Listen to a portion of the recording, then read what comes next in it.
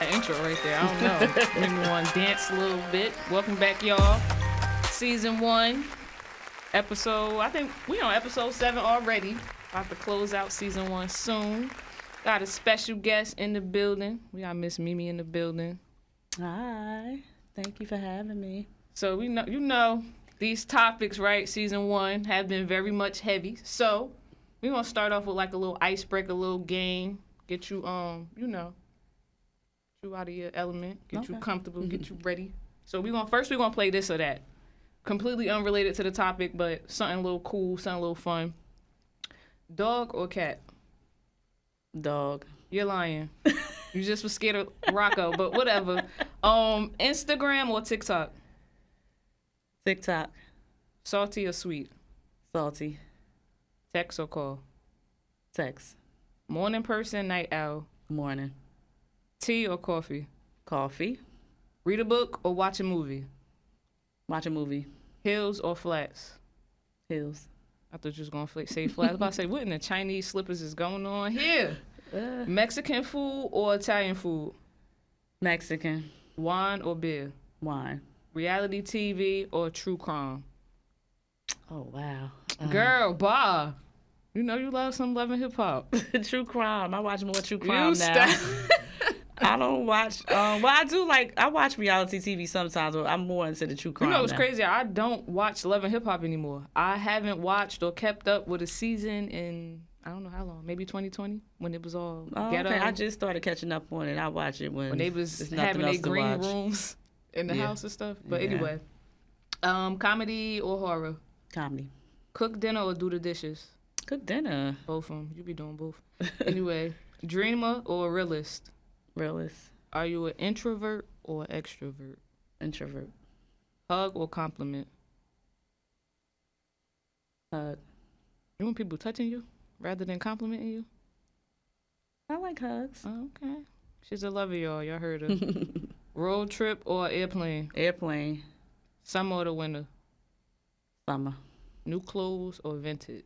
New clothes. I got one more game, right? You probably ain't gonna know none of the answers, but that's what makes it fun.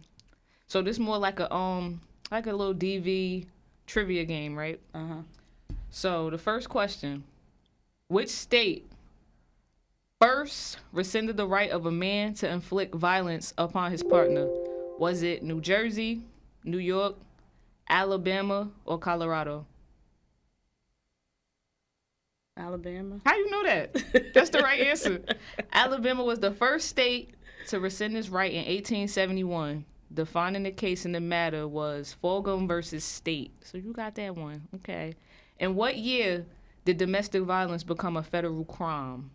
1994, 1992, 1984, or 1821? I'll say 1984. 1994. Domestic violence became a national crime when the Violence Against Women Act, which is VAWA, was passed by the United States Congress in 1994. No, I didn't know that. Learn something new every day. Yeah, interesting. And what year did the first shelter for abused women and children open in the United States? Was it 1975, 1973, 1974, or 1965? I'll say 1974. Ding, ding, ding, ding. You got that right. The Women's Advocate. I think you cheated. No, I didn't. I didn't know any answers. You to got a these bug on questions. my phone? No. I don't know. How you know? The Women's Advocates was the first domestic violence shelter in the United States, and it opens its doors in 1974. Oh, okay. All right, we got 5 more questions, and then we're going to get into it. So, Get into it. which film did the domestic violence term gaslighting originate from? Was it Bad Boys? Was it Baby Boy? Was it the movie Gaslight? Or was it Do the Right Thing? I would say Gaslight. Ding, ding, ding, ding. Yo, I don't know. She got a bug. She the feds or something. I'm not. The term, That's just common. It's common yeah, sense. that was a dead easy. giveaway. But the term gaslighting originated from the 1944 movie. Damn, we was not born. 1944 movie Gaslight. The term is used to describe a form of emotional abuse where the victim feels it's their fault for provoking an abuser to anger.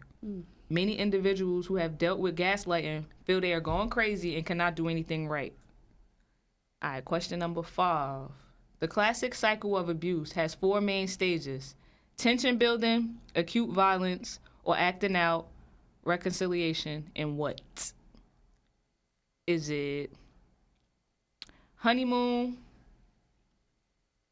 dancing, ice cream? Honeymoon. I gave that away. I couldn't think of the honeymoon stage. Yeah. The cycle of abuse in the honeymoon or calm stage, because it could be called either or, where the abuser is kind and loving towards their victim, and they promise they will change and no longer be violent, controlling, or manipulative. Number 6, true or false? Domestic violence rates in Utah are higher than the national average. False. That's true. Nationally, 1 in 5 women. Got him. Nationally, 1 in 5 women and 1 in 7 men will be abused in their lifetime. In Utah, 1 in 3 women and 1 in 5 men will experience abuse. And it's so crazy because I feel like every episode so far of DV, right? I'm noticing more and more. Obviously, we know like men can experience, domestic violence, abuse, or whatever like that. But more commonly, or people that we might know personally, you more so know of women than men that dealt with that. So it'd be crazy how big the numbers are, like for men as well. Because I really don't know any men that. Except that dude on Instagram, I forgot his name. His baby mother be abusing him. He'd be like, I don't remember his name. I forgot. He'd be the one. Remember that dance? Dum, dum, dum, dum, dum. What the fuck is that? He'd be like, oh, yeah. He be getting beat up by his. It's not funny, but he was the first one I saw. And I thought it was a joke, but it's actually real. Anyway, number 7, including CAPSA, how many domestic violence shelters are there within the state of Utah? We don't live in Utah. No, I have no idea. I don't know anything about. I don't even know how many shelters are in New Jersey. I didn't even know people lived in Utah. Who the hell lives there? That's like people live in Utah. Really? Certain states, it be seeming like nobody live there, like Utah or like Idaho. Yeah, like who live there? Like North Dakota, like what? There's 16 domestic violence shelters throughout Utah. We gonna have to Google New Jersey or New York too. Yeah, I don't know anything about Utah. All right, this is the last question before we get into it. You nervous? A little. It's cool. It's just me. Yeah. Anyway, on average, how many times does an individual try to leave an abusive relationship before succeeding?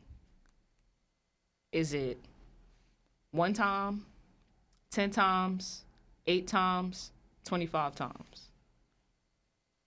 I'll say 25 times. Damn, it's actually 7 attempts. Really? On average, it takes what the hell? Tongue-tied? Am I drunk? I'm not. I didn't only have like a sip. Anyway, let me try that again. On average, it takes a survivor of domestic violence 7 attempts to escape before succeeding. Playtime is over. Well, some people take longer than that. Yeah, absolutely. Longer than 7 times. But this might be for Utah. Don't ask me where. This definitely is for Utah because this says CAPSA. Yeah, this is some Utah stuff. It was just something I found on Google real quick, just for the the little icebreaker. Okay. So we're gonna get into it, right? So you're gonna just tell us if you can remember prior to being a victim of domestic violence. Do you remember what your life was like prior? Yeah. I remember I was a young mom, so I was like busy being a mom. Had my child young, so I was busy like trying to get my youth, get my life back. So basically I was just like hanging out, chilling out with my friends, because I was like one of the first ones to like have a kid at a young age.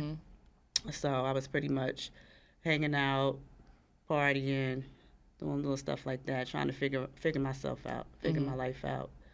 I was 22 years old, so I was still young. Oh, you're very young. Yeah, so, I was pretty much doing what the young kids do. Right. And how many times were you in a domestic violence relationship? 1 time. 1 time? Mm-hmm. All right, so Where and how? Like, how did you meet this person? Where did you meet them? Like, how did that go? Well, I actually met the person through a friend of mine. We were like out at a bar, and I met this person at a bar. Mind you, I was, drunk because we stayed getting drunk and partying. So I actually didn't even remember meeting him, to be quite honest, because I was done up. So I think the next day, my friend called. She said, "Oh, my boy wanted to talk to you or whatever." And I'm like, "Who?" And then she, said who, and I was like, "I don't even remember who that was." She's like, "Yeah, I'm gonna give him your number." I was like, "Okay." So I didn't even remember how he looked, anything. So maybe like a couple of days later, I get a call from him, and we talked on the phone or whatever, and then we talked for maybe a week or two, and then we finally, I think we met up. I don't remember if he came to my house. I don't really remember where we met up at, but we met, and when I saw him, I'm like, this is the person. Nah. He like Dookie a little bit? Huh? He looked like Dookie a little bit? Wasn't very attractive, so I was just like, okay.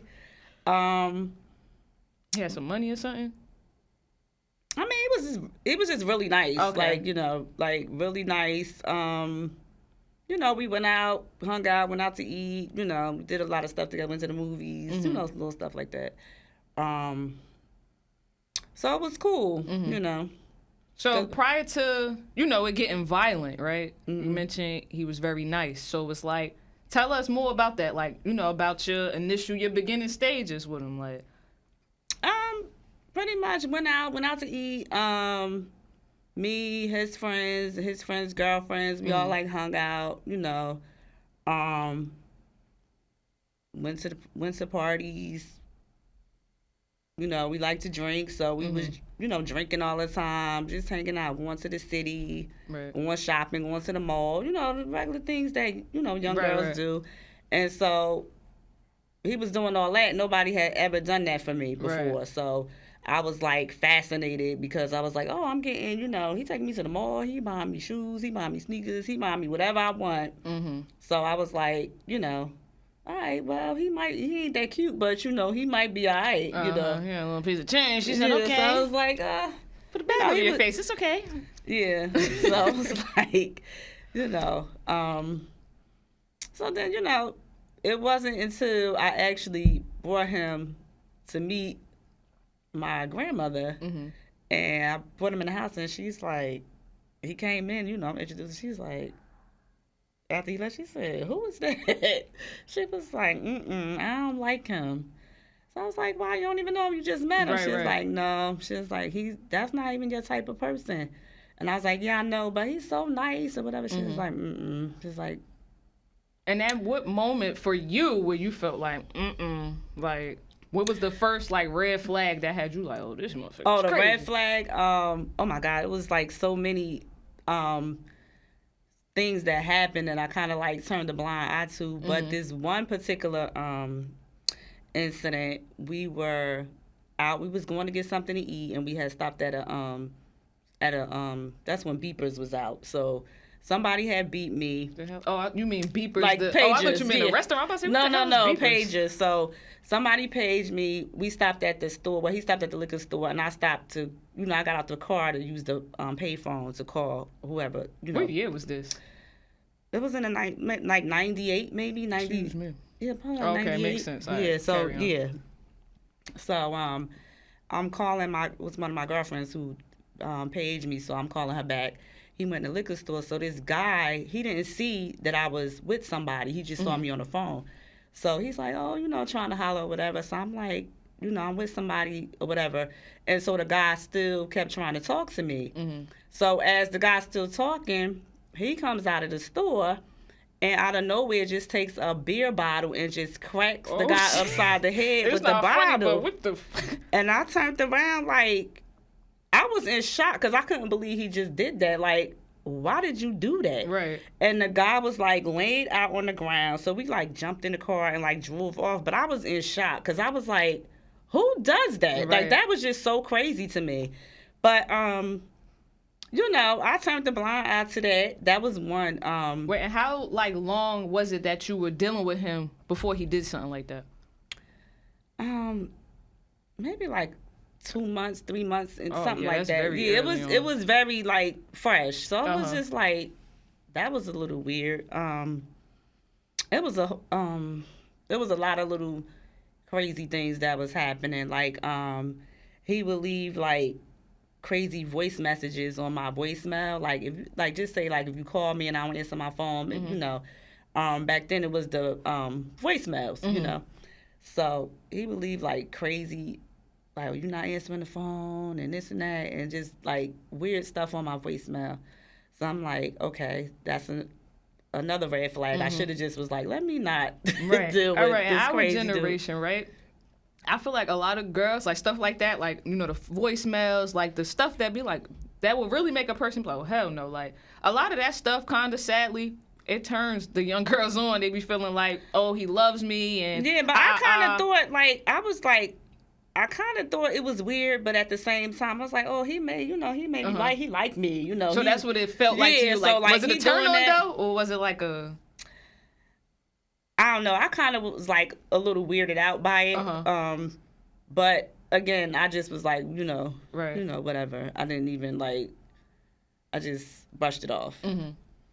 I'm trying to remember some other stuff. It was a lot of the stuff I honestly blocked out of my head. I don't remember a lot of stuff. I know it was a lot of stuff that happened that was leading up to that I should have probably just walked away, but I didn't. And honestly, I blamed myself for so long for making that choice that I should have just why did you even, you knew he was crazy just from little stuff he was doing, but you still stayed. So I blame myself for making such a bad choice like that. So, but that's the thing though with that, right? First of all, you was only 22, right? And then you mentioned nobody ever did the things that he was doing for you. So at 22, nobody.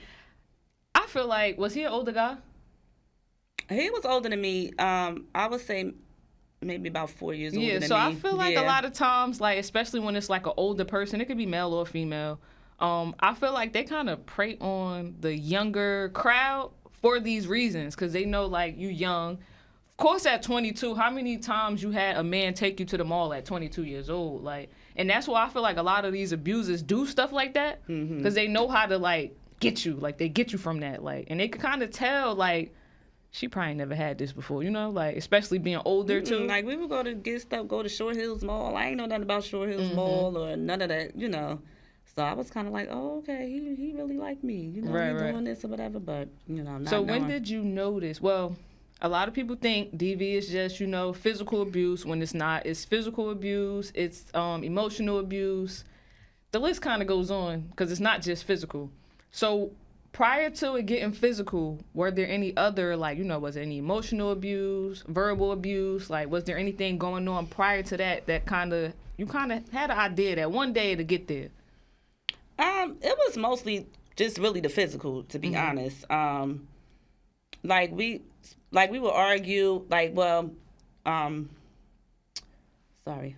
It's cool. When we would argue, it would escalate to get crazy. So a lot of times I would just not want to argue or just let it go, because I knew if I argue, my mouth is big. I'm not going to shut up. So I already know it's going to get a little crazy. So. Okay, can you, if you mind sharing, would you be able to tell us about the first time it got physical, if you remember? Well, it was only twice. Well, the first time, it was basically him pulling a gun on me. That was the first time. And then the second time, it got physical when that's when I left, when it got physical. But the first time, he pulled the gun on me in my house. I had just moved with a friend of mine. We had just got an apartment together.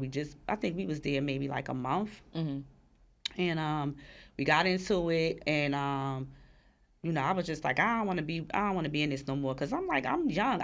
I ain't never been in nothing like that before. It was just so crazy. I was stressed out. losing weight. My friends was like, you got to get out of this. Like, this is crazy. And I had my one good girlfriend, the one that I was living with. Actually, we were all in the house. It was me, my two friends, and my friends. I think she had her either her son or her daughter. I can't remember which one was there. But we was in the house. It was late. We was asleep. It was like maybe like 2:00 in the morning. He wasn't there. He was out in the street. So I get a call like, let me in the house. So I'm like, oh God. So I go downstairs to open the door. Nobody is there. So I come back upstairs and I'm like, that's weird. Like, you just called me, told me to open the door and you're not outside. So he called back like, didn't I tell you to open the door? So I'm like, I just went downstairs. So I go downstairs. He out there with like a ski mask on. Comes up in the house and was like, get upstairs or whatever. So mind you, my friends they asleep in the other room. So he comes in like, oh, you think you gonna leave me? You think you gonna leave me? And then pulls out the gun like and puts it like right here. So I'm like, what are you doing? Like I'm scared, like crying and everything.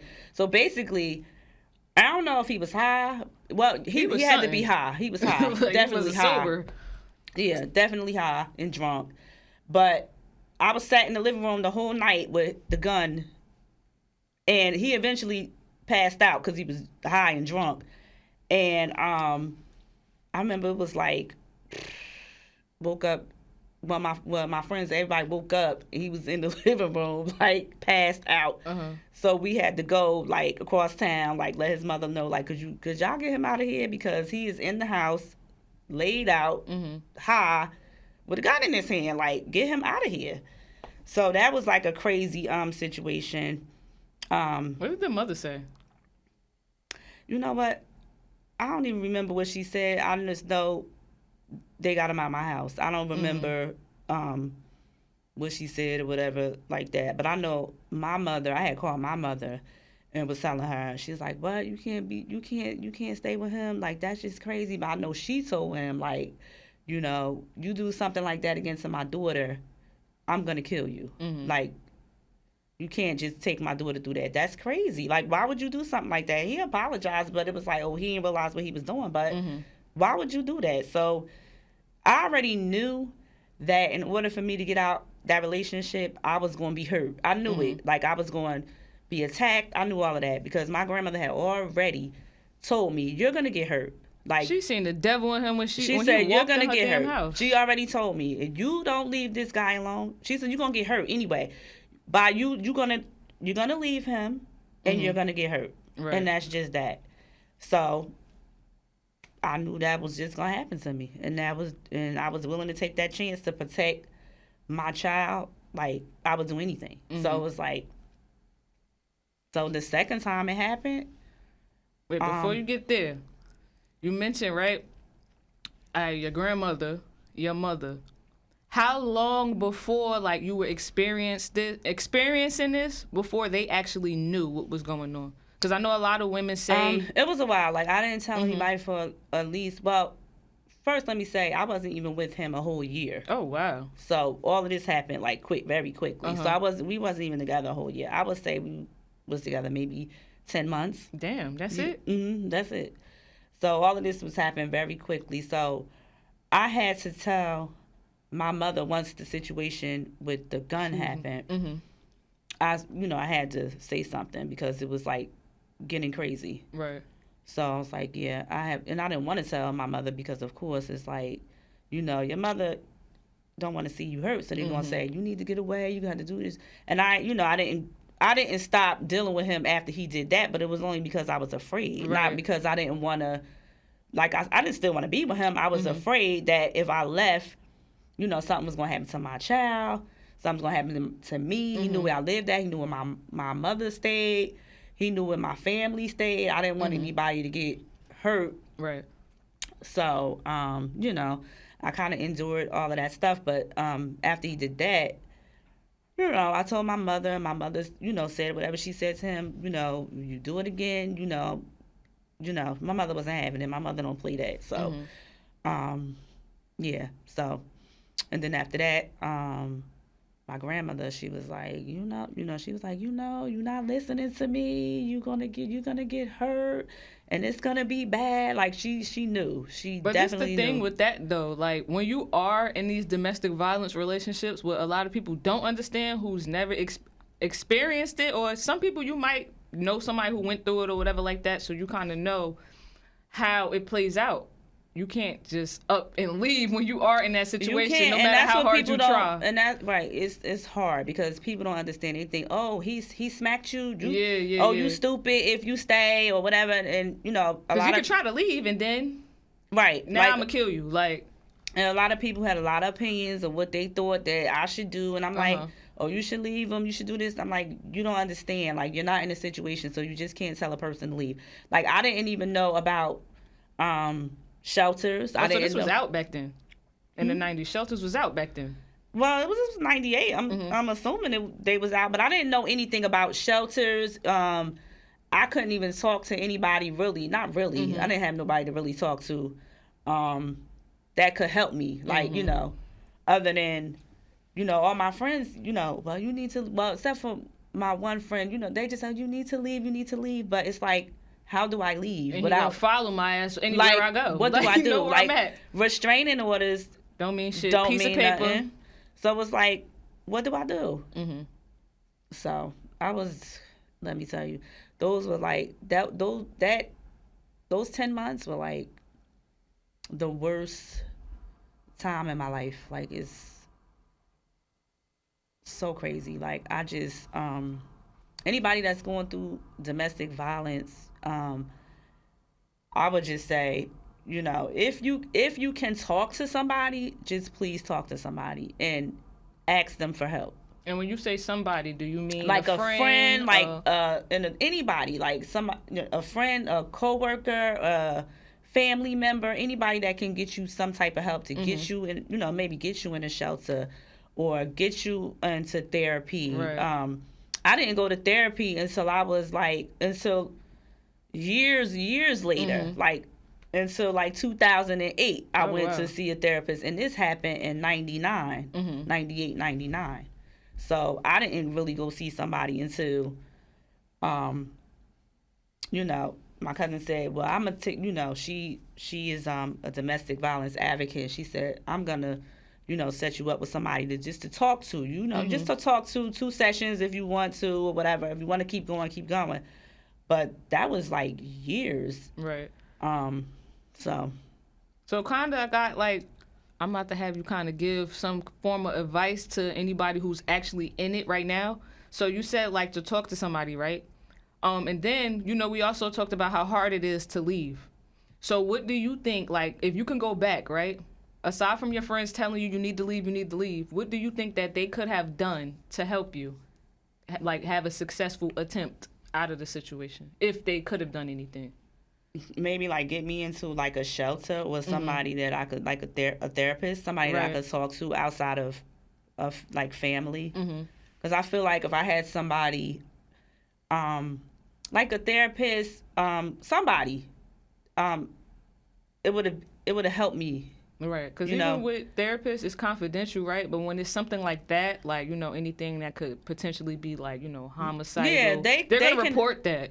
So it's like, that actually can save somebody's life. Yeah, even if they report it, right. Or, even to get me in a shelter, like, you can go stay in a shelter. At least I would be safe. Right.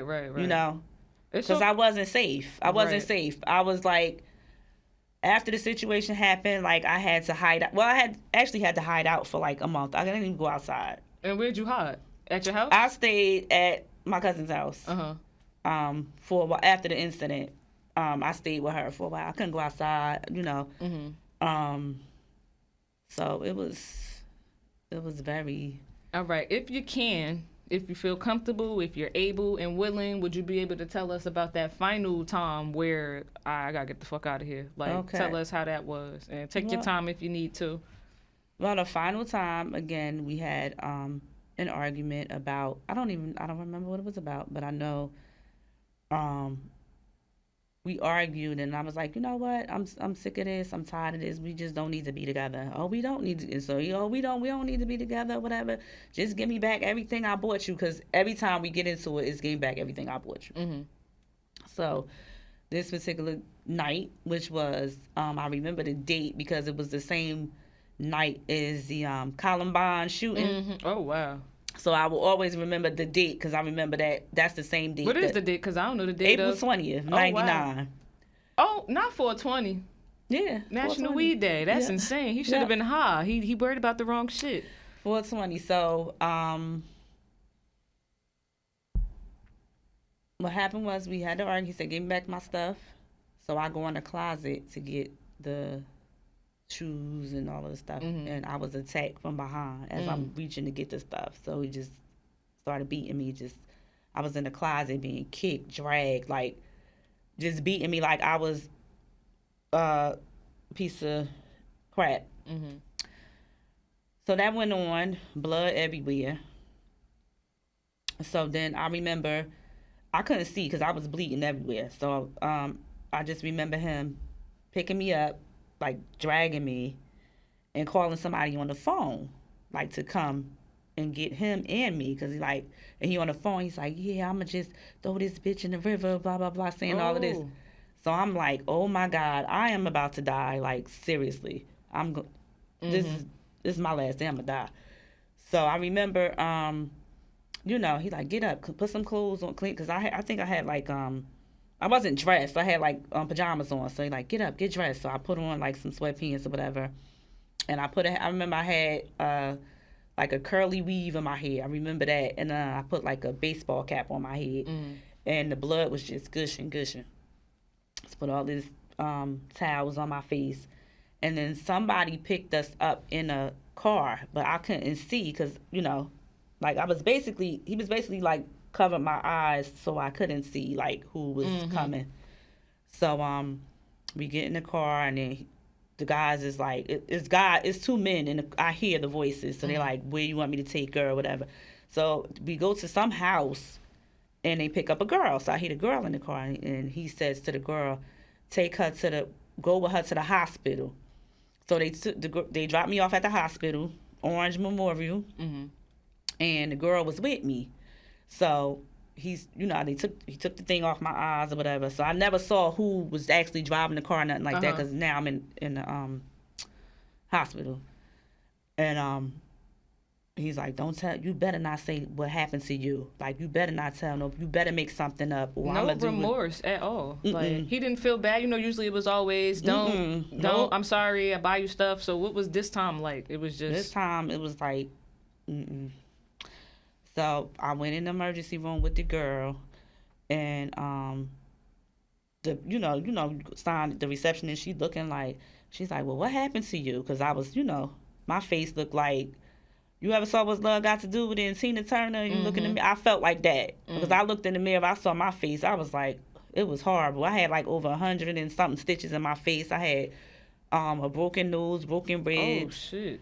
And the people were like, what happened to you? And I was like, oh, I got jumped. I made up some lie. They said, you got jumped where? So I was like, yeah, down in Newark. I'm making up this whole lie. So they got the police came. And the cop said, well, what happened to you? So I'm making up this story, and they writing all this stuff. And the cop said, I don't believe you. Ooh. He said, nobody beat you like that. Like, why did they do that? I was like, I don't know. They just jumped me, making up some. So, they said, I don't believe, they said they didn't believe me or whatever. So then when I went in the room to talk to like a social worker or whatever, she said, please tell me what happened to you, please. And the lady was crying. So I just bust out crying. And the social worker Like lady? the social worker was talking to me. She's like, please tell me what happened to you. Where was the girl at this point? Well, the girl was in the waiting room. She wasn't inside with me because they was getting ready to stitch my face up. And I was getting ready to see the doctor and stitch my face up and all that. So they had like the social worker or whatever come in, and she said, please tell me what happened to you. And I told her, and I just bust out crying, and that was that. And then I just remember them, stitching me up, and then I called. I said, I need to call home. So I called, and my granny answered the phone, and I was crying, and she said, "You at the hospital?" Oh shit. And I said, "Yeah." Was she like a psychic or some shit? And like, she why said, she know anything? Like she how you was dreamt. cheating off my game. That shit is in your blood. She was So she said, "I'ma send." She said, "I'ma send your uncle and your aunt to come get you." So she sent them in they came, got me in the cab, and then I went home, and I called my mother. My mother came, and it was just crazy. How long you was in the hospital for? I was just there just that night. That day? Okay. Yeah, and then I went home, and but my face was like, you can't even imagine what I had, like a big ice pack on my face, because that's how swollen my face, but I had to keep it on my face. It was like a wrap I had put around. It was crazy. Did you ever hear from him again after that? Did he ever reach out, try to get you back, or did he threaten you? Did you tell? Like, how was that? Like, after? He called me maybe about a month after that, apologizing, and of course, trying to get back, but I would never. He after has that. To be a crackhead at this point. Who the fuck would want to be with you after that, fiend? What else happened after that? I don't remember. What was so she funny. saying? Last episode 6, same thing happened. And I was saying I do that all the time when I'm talking. Trauma, you really forget. Like, you'll be mid-sentence and then be like, wait, what the hell happened? What was I talking about? You were saying, I asked you how, like, the aftermath. Like, was he trying to get back with you? You was like, yeah, he reached out, Yeah, whatever. reached out. And then we ended up going to court. Obviously, you went to the police station, press charge, all that good stuff. And then I had went to court, got a restraining order, all that good stuff. And then I remember my grandmother saying, she was like, you can't go outside for a while. Because I had wanted to, like, go and, it was like a couple of weeks. I still was like, my face still was messed up. But I had wanted to, like, go and get my hair done. Because I looked a hot mess. So I was like, I need to go get my hair done or something. And she's like, you can't go outside. And I was like, what do you mean I can't go outside? And she was like, because I stayed at my cousin's house for a couple of weeks. And then I came back to the house. And she's like, you can't go outside. And I was like, why can't I go outside? And she was like, because he's in a rage. She was like, I just see him in a rage, like a rage. She was like, you cannot go outside. So I had to stay in the house. Like, I couldn't go anywhere. She was like, until this calms down, she was like, you can't go anywhere. And, okay, earlier, I'm about to double back real quick. Remember, I just was like, restraining order, just a piece of paper. After something like that, and you got a restraining order, you press charges, he's clearly crazy, he's clearly in a rage. How were you able to stay safe after that? Well, like, did he not look for you? Like, how did that go? It didn't really bother me after that. Because I think shortly after that, he ended up going to jail for something. He ended up getting locked up, but it didn't really bother me too much after that. It was kind of like that was really the end of it, honestly. Did you ever see him again after that? I saw him one time when I was walking. I was actually with my friend, actually, and we ran into him. We saw him, like, walking somewhere, like, but he didn't say anything to me. And then I saw him, like, years later. When he got out of jail, I ended up seeing him, and I was crossing the street, and I just hear somebody say, hey, Miss Haynes, because this was, like, I wasn't married then. But it's like, hey, Miss Haynes, and I turned around, I was like, and it was him. I was like, I just kept on walking and got in my car and drove off. Like, How many years after was this? This was in 2008. Oh, yeah, he might be slow a little bit. Yeah, 10 years later, after what you did, you should have never... I don't even understand how you calling somebody's name trying to show your face. Who the hell you think want to talk to you again? I just carry on. And, got in my car and drove off, and that was it. So those were the only moments. And what were you feeling in those moments, considering the last time you saw how gruesome that situation was? Like, what were you feeling in those moments when you saw him again, both times? Honestly, I ain't feel nothing. I just got in my car and not even fear either? Like, you no. wasn't scared? I just looked and got in my car and just drove off. Like, you know, because I don't know. What would you say of everything that you went through in those 10 months with this person? What would you say was the worst thing? Because I'm sure there's a lot of stuff that went on. What was the worst part? That last incident? Or was there anything worse than that? No, it was nothing worse than that. That was the worst. That was like the worst. Mm-hmm. Nothing else worse than that. And then that was that. Mm. And how, after that, right? How long did it take you to start dating again? Oh God, I ain't started dating so maybe like 3 years. Mm-hmm. 3 years after that. And was it like, you know, because it was such a traumatic situation the last time you dated? Were you like, what was the reason for, you know, you waiting 3 years to date again? Because I didn't want to be with anybody. Mm-hmm. And how was that hard? Like, how was that though? Like, because I know you said you was young, and I know like I'm young too, a little older than you was when, you know, this happened or whatever. But I know when we young. Sometimes you get lonely, you know, you want a person, something like that. I mean, like, I had friends that I was, you know, that I talked to and stuff like that, but it was nothing serious. Yeah.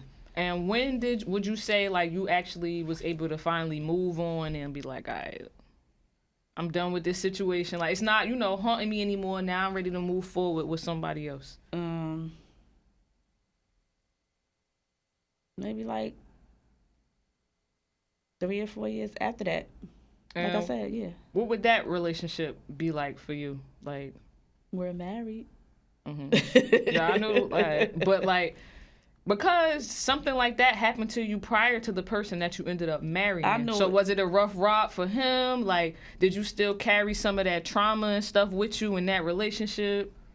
No, I don't think I did. No, so you feel like it was just easy, smooth, easy going? I dealt with some stuff within myself, but I don't think I brought that. Like, I don't really talk about that, what happened to me, bringing that, because there's a lot of trauma, so you don't want to bring that into the new relationship. Right. So, but because it was so traumatic, it wouldn't be wrong if, you know, you did kind of discuss that, because it's scary. What happened to you, you thinking, I'm about to die today, this is my last day.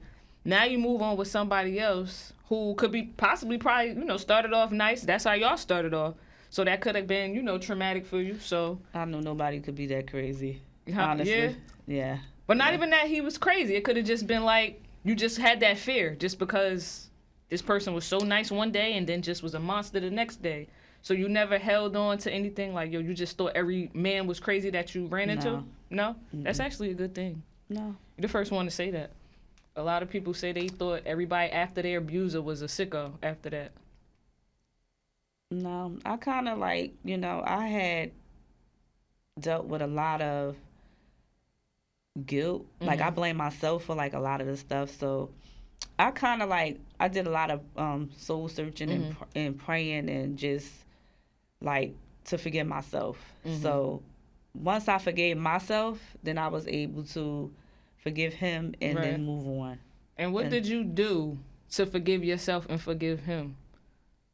At such a young age, because you mentioned it took praying and stuff. It took me years to forgive him. I didn't forgive him right away. As I got older and started to understand different things, and you know, I had to forgive. I had to forgive me first, because, like I said, I blamed me because of the choice that I made to deal with somebody like that. Right. So that was something I had to do. I just had to do it, and once I did that, then everything, like, I'm at peace now, so it doesn't, like, bother me. Like, talking about it right now is, like, it does bother me a little bit, but because I don't really talk about it. Right.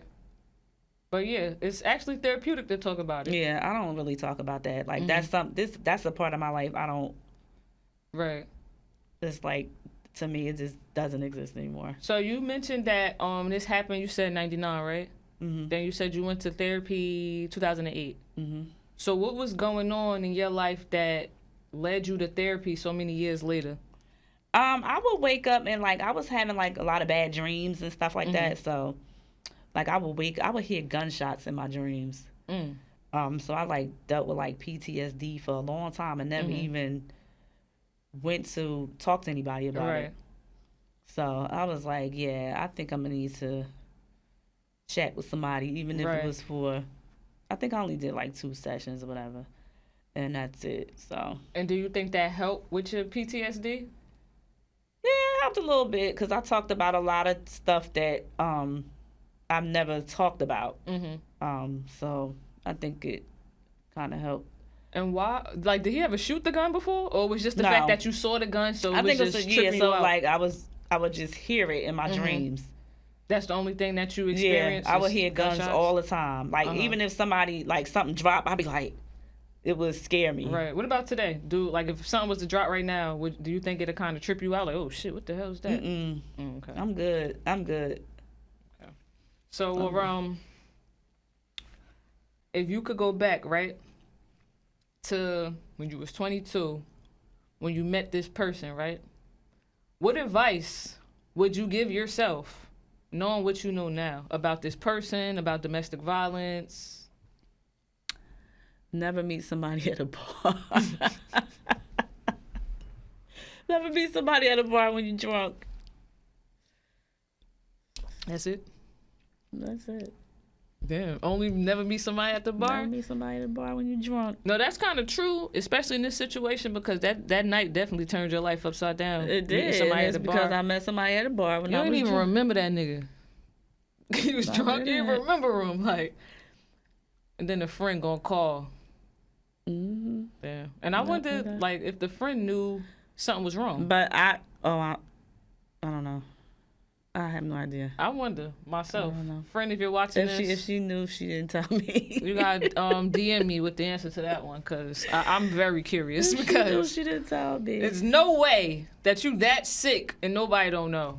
But then again, it's like they could hide it. It's people be so crazy, they could really hide who they really are until they can't no more. Like, I say my 22-year-old self was very wild, and the advice I have is to listen to your parents. When they trying to tell you something, listen.